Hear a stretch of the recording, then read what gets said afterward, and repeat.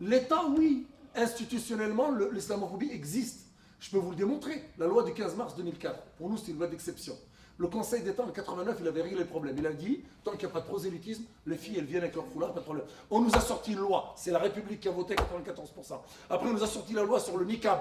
Monsieur, comment il s'appelle, André Gérin, l'ex-maire de Vénissieux, il voulait être calife à la place du calife. Et il a sorti une loi, alors que c'était quelqu'un qui était très proche des gens des quartiers, des musulmans, etc.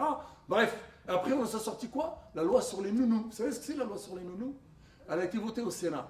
C'est une loi inquisitoire. C'est-à-dire qu'on vient chez une dame, si on trouve un portrait de la Mecque chez elle, si on trouve un tapis de prière chez elle, si on trouve le Coran sur la table, on dit, madame, votre agrément, il va vous être retiré parce que vous... Mais attendez, mais bon, elle porte le voilà, les agréments d'assistante maternelle. Elles sont agréées par le Conseil général, et quand ils viennent, qu'ils trouvent un foulard, elle porte le foulard chez elle, elle dit non, non, madame, vous avez pas. Alors Dieu merci, elle n'a pas été votée à l'Assemblée nationale. Donc elle n'est pas opérationnelle, mais elle est dans les tiroirs. Elle a été votée au PS, par le PS, les radicaux de gauche, au Sénat, et subhanallah, ils arrivent au pouvoir. Regardez le truc aberrant. C'est pour ça que la classe politique, elle a perdu tout crédit.